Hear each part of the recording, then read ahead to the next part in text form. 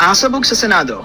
Umaalab ang tensyon matapos supalpalin ni dating Senate President Tito Soto si Senador Jinggoy Estrada sa gitna ng mainit na diskusyon. Sa gitna ng palitan ng maanghang na salita, lumantad umano ang isa sa pinakamadilim na lihim na kinakabit kay House Speaker Martin Romualdez.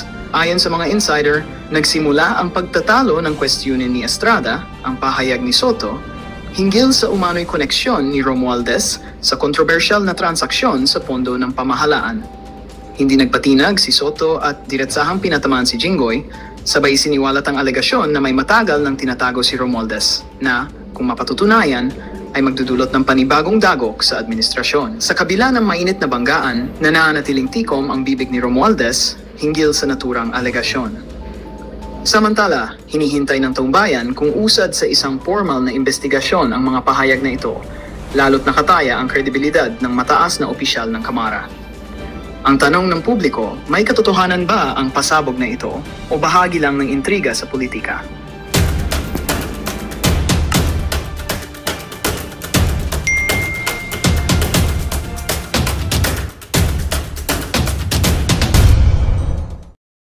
Sinabi nga po ng ating chairman sa kanyang privilege speech, Yusek Cabral was lying to her teeth. Ito naman, bakit po niya ginawa yun? Siguro po, meron po siyang tinatago, Mr. Chairman. Hindi lamang po yun. Nagpresenta siya, gusto niya sigurong masiyahan si Senator Soto sa pag-aakala niya noon, Senator Soto kasi is a contender for Senate President. Tinanong niyo ba siya kung si Senator Soto lang ang tinext niya? Sabi niya, si Director Ramon Ariola po ay nag-leave. Ito po ang OIC. Ako, lahat na lang nagre-resign at nagli-leave. Paano po ba yan, Mr. Chair? Senator Amy, who's next in line. May papakita lang ako na slide. This will be a test of your credibility. Paki-ano nga yung slide. Yung piles of cash na pinakita doon sa House.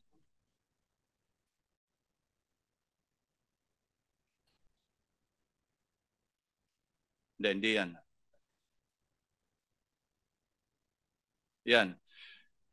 Kindly narrate to this committee, anong ibig sabihin nito? Nasabi mo na ito sa House, pero I want to be clarified. Sinabi mo itong nasa kaliwa, 2022 or 2023, no? Yung pangalawa, sabi mo a couple of years ago. Accurate ba yan? Totoo ba yan or recently lang yan? Matagal na po yan. Yung tama po yun, mga nasa 2022 to 2023 po yan, Your Honor. Ito rin nasa kanan, 2023 rin ito. Yung sa tambayan. Opo, alam ko nasa ganung year po yun, Your Honor. Okay, kanino yung tambayan na yan? That's a house. That's not within the premises or compound of the DEO, di ba? Opo, wala po sa Kanino compound yan? ng DEO. Sino may-ari niyang tambayan? Sa pagkakaalam ko po, kasi hindi ko naman po nakita ang title nung Hindi, wag na yung title. Yung pagkaalam mo na kung kanino. Opo, kaibigan po ni Boss Henry Alcantara. Si Lauren Cruz, Opo, Your Honor. yung bagman niya. Hindi ko po masabi, parang Dapat po. alam mo kung sino si Lauren Cruz. Kilala ko po siya. Bali, ninong ko po nga po siya. Kaya nga, Opo. so alam mong bagman siya. Kasi lahat ng mga dinodonate ni Henry Alcantara ng mga sasakyan kung kani-kanino, sa kanya nakapangalan yung invoice. Alam ko po. Opo. Alam mo pala hindi ka nagsasabi ng totoo. Ang sinasabi ko sa iyo, sabihin mo lahat yung totoo rito, wag ka na magpaikot-ikot. Your Honor, ang naging dating po kasi sa akin ng bagman is parang tagadala po ng pera. Pasensya na po kayo. Oo nga, Hindi ko lang po naintindihan. tagatago ng pera, tagadala ng pera. Ang alam ko po, opo. Kasi kanya tong lugar, di ba? Yes, Your Honor. Oh. Sabi ko sa iyo, wag ka magpasikot-sikot. Mas marami pa akong alam sa iyo kaysa sa alam mo. Ha? Wag mo kami paikutin dito. Senator Amy. Yes, thank you very much, Mr. Chairman. Maliwanag sa ating budget na 2 trillion ang napupunta sa ating foreign assisted. Di pa napapag-usapan to at dito sa foreign assisted, meron tayong opisina, yung UPMO, United Project Management Flood Control, kung saan gumastos na ng halos 1 trillion in the past 10 years, in the past 8 to 10 years. Matagal ko nang hinihingi, paulit-ulit ko nang hinihingi mula pa nung first hearing, second hearing, third hearing, ang listahan ng UPMO kay Director Ramon Ariola. Asa na ba yung listahan ng mga project na to pagkalaki-laki ng foreign financing? Itong mga infrastructure projects na may kinalaman. Pero kahit ilang beses ako magtanong, humingi ng accomplishment report nila mula pa nung 2015, 2021 hanggang very recently, wala po akong mahanap. Meron ba kayong ibibigay? At ano ba talagang maipapakita? Ang laki-laki ng ginagastos ng ating pamahalaan, hindi lamang sa GAA, kundi kasama ng World Bank, ng ADB. Hindi pa ito napapag-usapan. Kaya gusto kong malaman. Mr. Chairman, Madam Senator, if I may respond po. Si Director Ramon Arioga po ay nag-leave. Ito po ang OIC. Ako, lahat na lang nagre-resign at nagli-leave. Paano po ba yan, Mr. Opo. Chair? Mr. Chair, I was just informed now na naisumiti na po itong listahan na hinihingi po. Kailan at kanino? Ngayong araw lang po na ito at nasubmit na rin po Mr. Chairman, Madam Senator, sa Kasi inyong magre-recommend na ako ng subpoena duces tecum dahil ang tagal-tagal ko na nag-iintay, wala naman maipakita ano yung mga accomplishment report. Nakakapagtaka.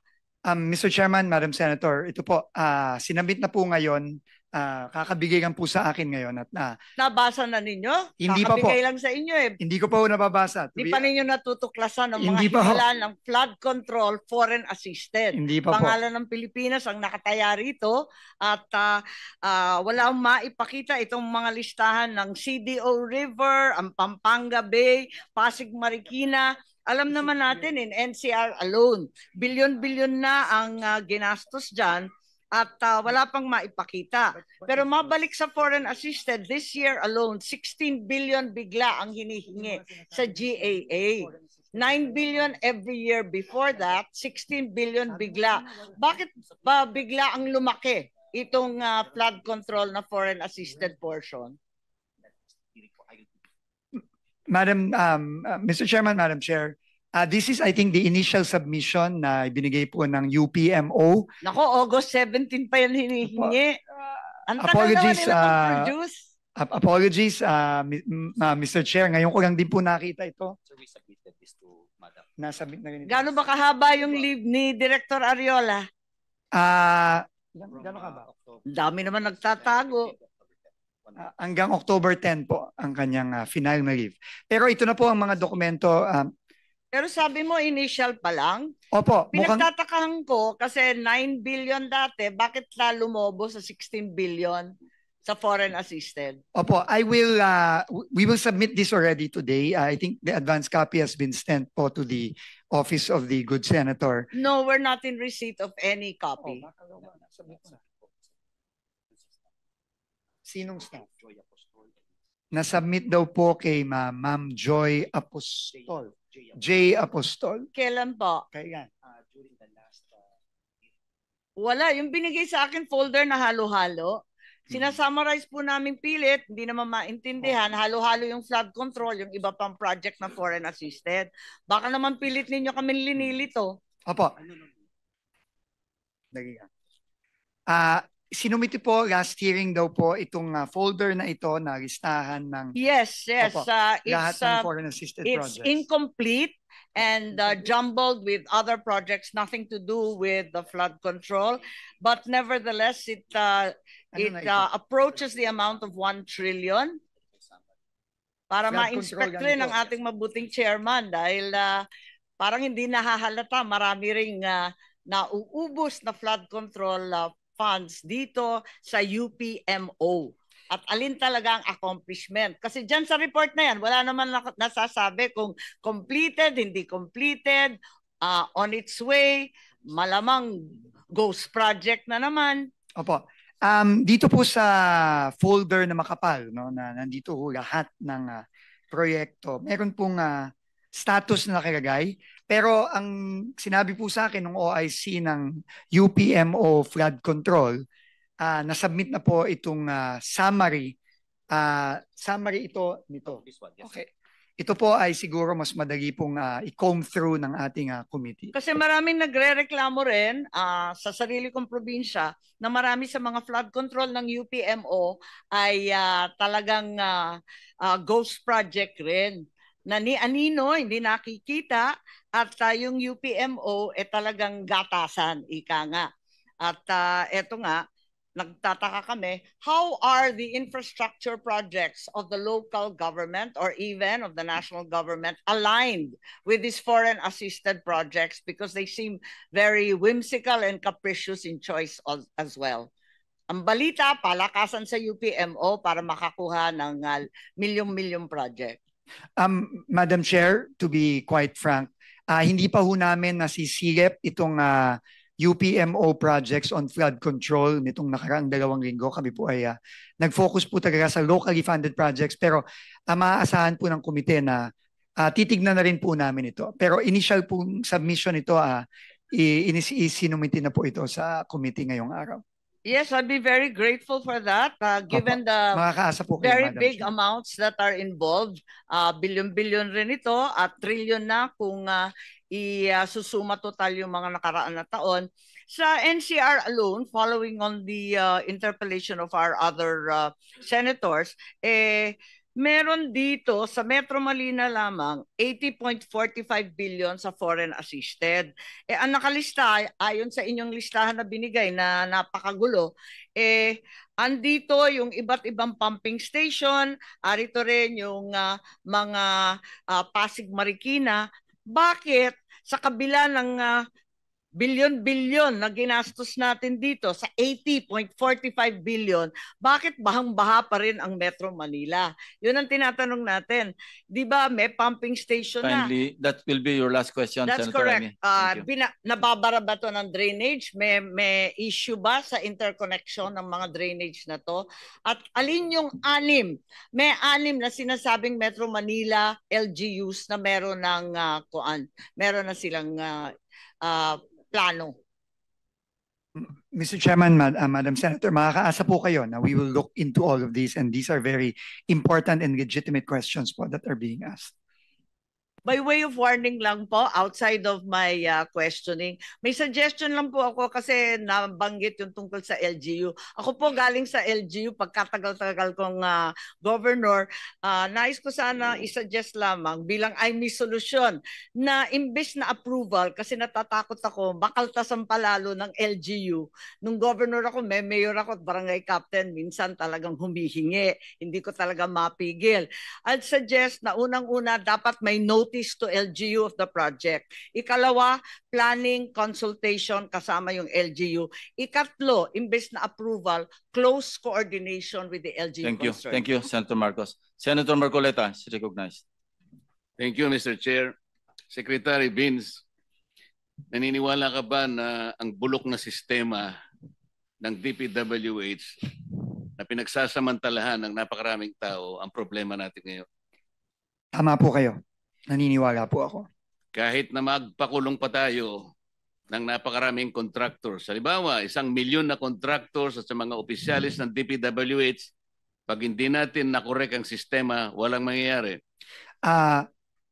Partially agree po, Mr. Chairman, pero tingin ko importante din po na maipakita natin na may mananagot dahil po tingin ko ang isa sa pinakamatibay na deterrent sa nakikita nating nangyari ngayon is matakot po na may consequence po ang mga krimen na ginawa. Kasi po kung wala pong consequence, makikita po natin na ulit-ulit to. Pero tama po kayo. Kaakibat po nito, kailangan po ayusin din po ang sistema para hindi na po maulit ito. Pero kung ang mga nahuhuli mo, na ipapakulong mo, mga butete at saka mga sapsap, wala rin mangyayari, tama? Tama po. Kailangan tama malalaking isda ang mahuli natin. Tama po, Mr. Chairman. Alam po ba ninyo kung ibig sabihin ng PCMO? Opo, ito po ang project monitoring system na dapat gumagana sa loob ng Department of Public Works and Highways. Alam po niyo yung MYPS? Ano yung MYPS? Ito po yung, ngayon ko lang po na-encounter, pasensya na po, Mr. Chairman, pero sinabi po ng multi-year year project programming scheduling. Yes, ito po yung si schedule at pagpaplano ng mga iba't ibang proyekto over a longer period po. Alam po niyo yung Survey 123. Ano yun? Hindi ko alam. Aalamin ko po, yung Mr. Chairman. RBIA. Hindi ko po alam. Alam Aalamin po ko po. niyo yung SDM4. Hindi din po. Hindi ko din po alam yun.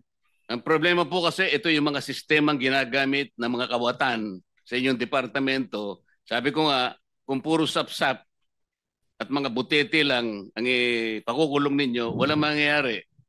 Agree po ako. Pero sana po, kung makulong po natin itong mga sapsap, sana po malaman din po natin kung Hindi sino po yung yun mga ang nasa layunin itaas. ng kumiting ito. Hindi sapsap, hindi butete ang aming hinahanap. Agree po. Yung malalaking isda para matigil po ang mga kawatan. Agree po, Mr. Chairman. Alam po ba ninyo na yung sumbong sa Pangulo ang ginamit na batayan ay yung MYPS? Opo, yun po ang ginamit na batayan. Yun po ang ginamit na batayan kaya mali po lahat. Pati po ang committee ito ay na-mislead. Alam po nyo kung bakit? Po, Mr. Chairman. Ang MYPS po, ang ginamit dyan, puro initial na coordinates. Sana wag ka nang binubulungan muna niyan para na... Ako po bilang personal kong pangtulong sa kumiting ito, ako lamang po nakakita na ng halos 14 na discrepancy sa mga coordinates na ibinigay sa sumbong sa Pangulo. Naniniwala po ba kayo? Mamaya bibigyan ko kayo ng kopya at ibibigay ko rin sa komite ang 15 proyekto na mali ang coordinates. Posible po yung sinasabi ninyo, Mr. Chairman, na may maling coordinates. Nakikita na rin po namin yan ngayon sa ongoing investigation namin. Yung Mr. sumbong Chairman. sa Pangulo ay mali at ang nakikita ko po riyan halos 100 o 1,000 proyekto mali ang coordinates. Ibig sabihin, kahit ano pong gawin yung pag-iimbestiga, kapag hindi po ninyo sinolusyonan ito, lalo po kayong malalagay sa misleading situations. Naniniwala po kayo? Naniniwala po ako. Kailangan pong solusyonan ito at ayusin itong mga sistemang ito. Ang PCMA po ang sinasabi nila, geotag at real time. Hindi po totoo yan. Naniniwala po kayo? Opo, Mr. Chairman. Kailangan po ninyong makita yung kabulukan ng sistema. Kaya po kanina nalulungkot ako sapagkat wala dito si Yusek Cabral. Alam po ba ninyo na si Yusek Cabral ay nag-text kay Senator Soto? Opo, nakita ko po yung privilege speech po ni Senator Lacson na pinakita yung text message. Concentrate po tayo sa text niya kay Senator Soto. Yung po'y ginawa niya nung kami po ay ma-proclaim bilang senador. Tinanong po ba niyo siya kung bakit niya ginawa yun? Opo, tinanong ko po siya. In fact, nung una ko pong siyang tinanong, sinabi po niya wala siyang communication kay Senator Soto. Na hindi totoo. Well, clearly po, hindi po totoo dahil lumabas po yung text message at kinonfront ko po siya ulit at nagpaliwanag po siya na sinasabi po niya, siya po daw ay nagtatanong kung meron pong priority project ang opisina ng senador, which is clearly hindi consistent po dun sa unang sinabi niya sa akin. Sinabi nga po ng ating chairman sa kanyang privilege speech, Yusek Cabral was lying to her teeth. Totoo naman eh. Bakit po niya ginawa yun? Siguro po, meron po siyang tinatago, Mr. Chairman. Hindi lamang po yun. Nagpresenta siya, gusto niya sigurong masiyahan si Senator. May I be allowed to ask a question?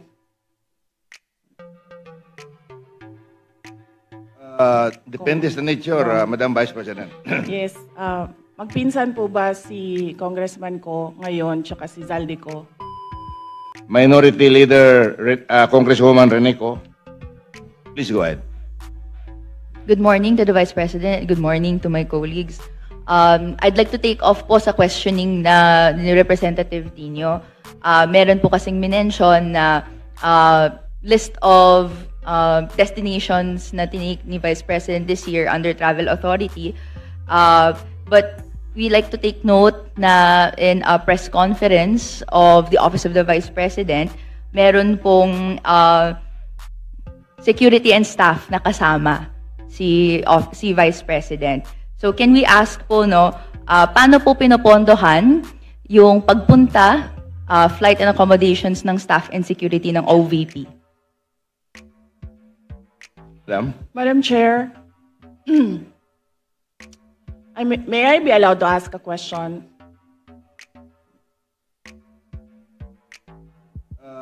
Depende sa nature, Madam Vice President. Yes.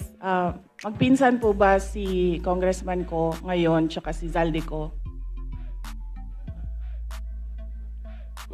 Ano po yun? Gusto ko Mr. lang Chair, I can malaman. answer. Are they relatives? Sir? Please answer, Congresswoman Rene.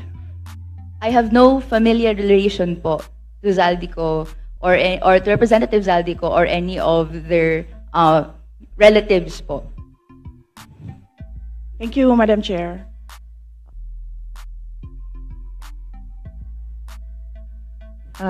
Let me just look for Please go ahead, ma'am. Look for the slide. So, Madam Vice Chair. President, please go ahead. Yes. So we are talking about international travels, no, as of July 31. So for two travels in Southeast Asia, for the security, it's 474,646.93 pesos. And for the OVP personnel, these are for 2 trips, 463,733.6 for a total of 938,379.99.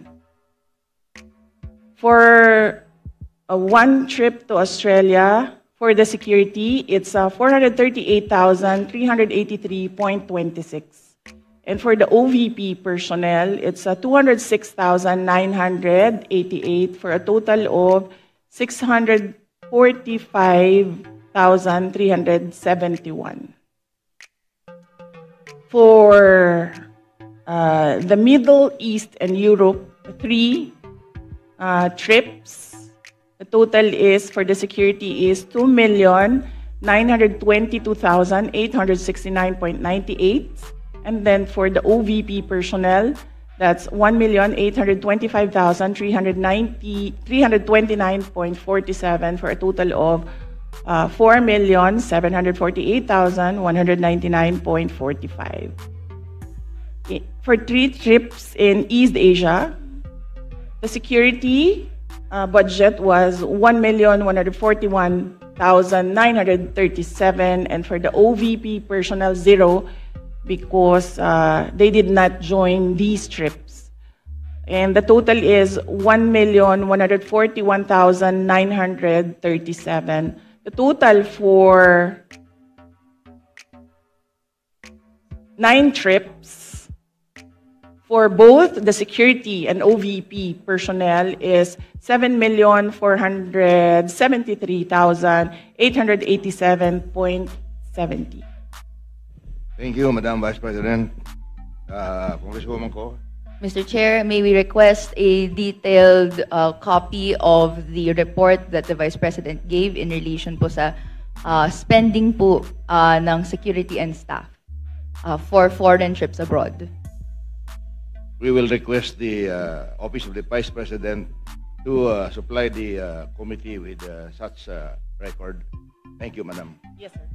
Mr. Chair, I'd like to ask another follow-up question. Ilan po yung staff and security na dala po ng Office of the Vice President in these trips na funded po, na of this breakdown ng fund na binigay?